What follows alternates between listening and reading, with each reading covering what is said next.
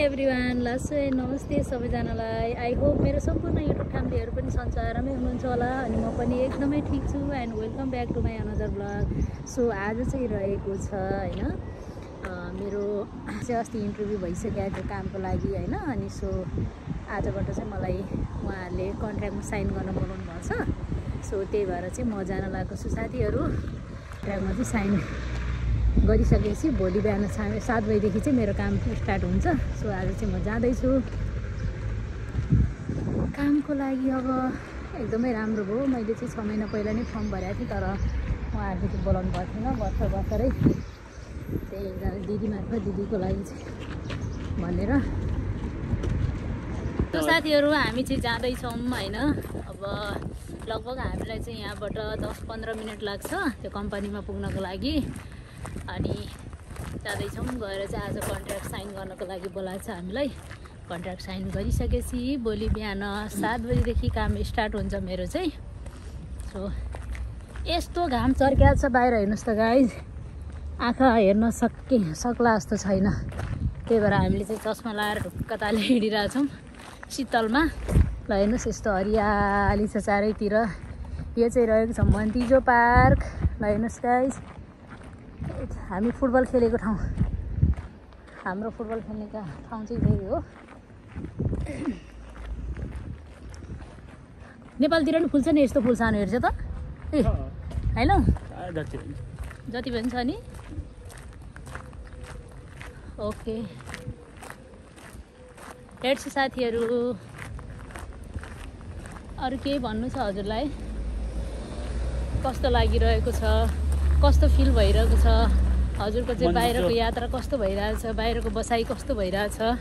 सबै कुरो ठिक छ। यहाँ खाना बस्न हजुर अनि हिँड्न कति कम्फर्टेबल, स्वच्छ वातावरण, अल्छुट होइन पनि खानु एकदम सफा होइन। ए एकदम यहाँको इन्भाइरोमेन्ट धेरै राम्रो छ क्या, एकदमै होइन।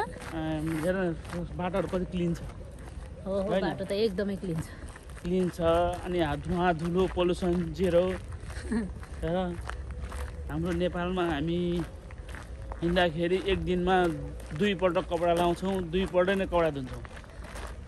तर यहाँ एकचोटि लाएर 15 दिनसम्म लाउँदा पनि केही मैला हुँदैन, त्यतिसम्मको क्लिन छ क्या। एकदम सही बात सही बात।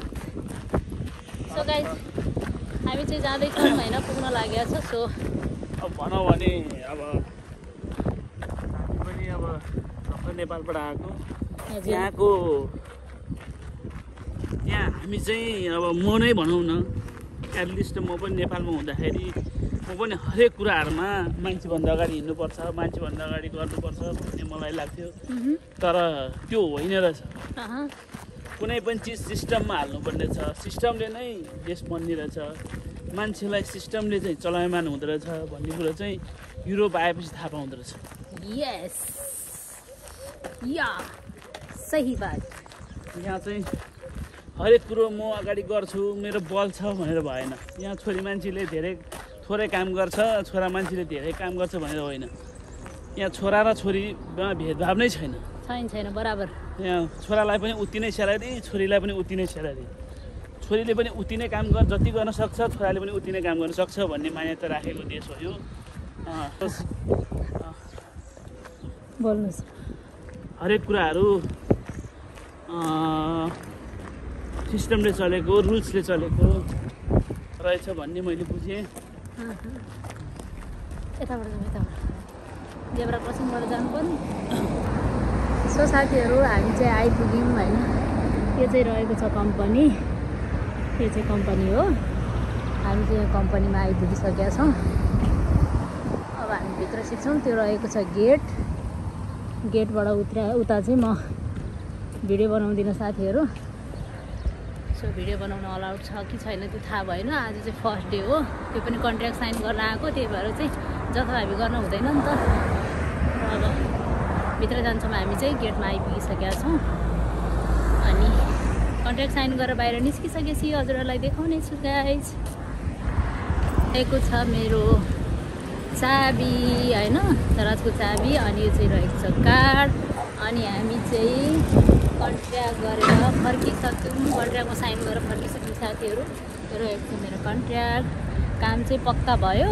भोलि 7 बजीबाट चाहिँ मेरो काम फिक्स भयो। सो कन्ट्र्याक्ट गरेर फर्किसकेका छौँ। हामी चाहिँ बाटोमा छौँ। 5 बज्न लागिसकेको छ र पनि एकदमै चर्को घाम छ। यो हप्ता पुरै चर्को घाम छ साथीहरू। सो अब कामको लागि चाहिँ टेन्सन भएन, ढुक्क भयो। यस्तै छ। I am so happy. एकछिन त अघि चस्मा खोलेर जानु पुरा माथि भित्र गएको त बाफ्रे आँखाबाट आँसु त भर आउँछ हौ त्यो दाहिने आँखाबाट। के भयो भन्छु म चाहिँ है, पुरा अँध्यारो भएको कि किन होला, बाहिर घामले गर्दा है क्या हो त्यस्तो भइरहेको थियो। भित्र जाँदा के भएछ कुन्नी दाहिने आँखाबाट के एउटा आँखाबाट मात्रै बरर आउँछु झरेर भने कता के बिजे जस्तो भएको के भोग्लायो हजुरलाई छैन दही खाएर आएको त दहीले अगाउनु त्यसले मेन्टेन गर्छ नि त चिनी हो नि त्यो ओके यताबाट जाउँ न क्रस गरौँ यहाँनिर बढी एक्सिडेन्ट हुन्छ है यहाँनिर एक्सिडेन्ट हुन्छ बढी जाम बङ्ग एकचोटि ऊ त्यहीँनिर नेपालीलाई हान्यो है नेपालीलाई हान्यो हामी ओल्लो घरमा थियौँ कि त्यो नेपालीलाई हान्यो अनि को सबैजना उताबाट पनि हेरिरहेछ यताबाट पनि हेरिरहेछ लास्टमा अस्ति मलाई नयाँ वर्षको दिन फोन गरेको थियो नि ह्याप्पी न्यू इयर दिदी भनेर लेखाएको थियो नि हो त्यो बहिनीलाई हानेर चाहिँ कि हानेर पनि कति मान्छेहरू पुलिस के अरे एम्बुलेन्सहरू कति धेरै त्यहाँ थुप्रै है हामी त सबै हेरेरै कसलाई हाने हेर्नु न विदेशमा त्यस्तो हुन्छ नेपालीलाई त्यहीँनिर गाडीले हानेर आउँछ र पनि हामीहरू सबै माथिबाट हेरिरहेको कि अब कसलाई हाल्यो थाहा नै भएन ऊ चाहिँ सामान किन्न जान्छु भनेर फुत्ता निक्लाइरहेको थियो होइन बङ्गै हान्दैछ हान्ने बित्तिकै गाडीवालाले पनि पुलिस एम्बुलेन्स बोलाएर अनि त्यहीँनिर उसको ट्रिटमेन्ट गरेर अनि बरेर हस्पिटल पुर्याइदियो लास्टमा थाहा भएको फलानालाई हानेको भनेर कति गाह्रो छ हेरेर बस्नुपर्छ हो त्यतिकै परदेश भनिँदैन रहेछ साथीहरू गाह्रो छ के फलेको फल पो रहेछ त के होला यो कालो फल्या छ त्यो चाहिँ रहेको छ हाम्रो चाहिँ माथि घरमा ओब्रा गरिरहेछ होइन घर चाहिँ माथि भत्काएर नयाँ बनाइरहेको छ माथिको अपार्टमेन्ट त्यही भएर चाहिँ त्यहाँनिर सूचना टाँगेको छ माथि घरमा चाहिँ हल्ला भयो भने माइन्ड नगर्नु भनेर चाहिँ त्यहाँ सूचना टाँसेको छ साथीहरू सो गएँ आजको काम चाहिँ सक्यो अब एकछिनमा फेरि बाहिर निस्किनु पर्ने छ किनभने घरमा गर्मी छ नि त त्यही भएर यस्तै छ साथीहरू घर आइपुगेँ अब फ्रेस हुनु पर्यो भोलि कामको लागि रेडी हुनुपर्छ के गर्नु बाहिरको ठाउँमा यस्तै छ अब यसलाई चाहिँ राम्रोसँग सानो मन तातो पिउँछु म पानी चिसो नपिउने सानो मन तातो पिउँछु पानी चिसो नपिउने घाँटी घ्याप्पै समय हाल्ने फेरि घाँटी दुखिरहेछ चिसो पानी पिउँदिनँ म त तातो पानी पिउँछु है के भने तातो पानी पिउँछु भनेको चिसो पानी नपिउने त्यसरी बाहिरबाट आएर चिसो पानी पिउनु हुँदैन कि घाँटी समाउँछ तातो चिसो पानी भन्न आँटेको चिसो पानी भन्न थालेको तातो पानी भनेछु कि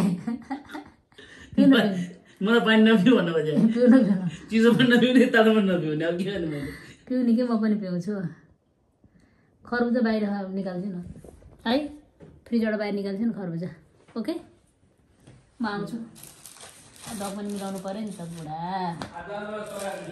हजुर के भयो सानो के भनिसक्यो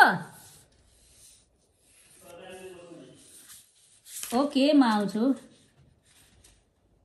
यस्तो छ यो चाहिँ यहाँ यसमा चाहिँ यसरी रुल्सहरू फलो गर्नु भनेर लेखेको छ कि यो पेपरमा चाहिँ यो चाहिँ एकदमै रुल्स काम गर्नुपर्ने हुन्छ साथीहरू यसमा चाहिँ यो पुरै पेपर चाहिँ रुल्सलाई फलो गर्नलाई भनेर पोर्चुगिज र इङ्ग्लिसबाट लेखेको छ अब फलो त गर्नै पर्यो इमान्दारीपूर्वक काम गर्नुपर्छ होइन। सो यस्तै छ साथीहरू। अब भोलिको लागि रेडी हुन्छु होइन। हजुरहरूलाई चाहिँ मेरो ब्लग कस्तो लागिरहेको छ लाइक सेयर अनि कमेन्ट गर्न नबिर्सिनु होला साथीहरू। अनि सब्सक्राइब पनि गरिदिनु होला भन्दै आजको लागि चाहिँ म असुमुक्त बिदा हुन चाहन्छु। फेरि अर्को नयाँ ब्लगमा भेट्ने नै छौँ। Bye bye everyone, see you next blog.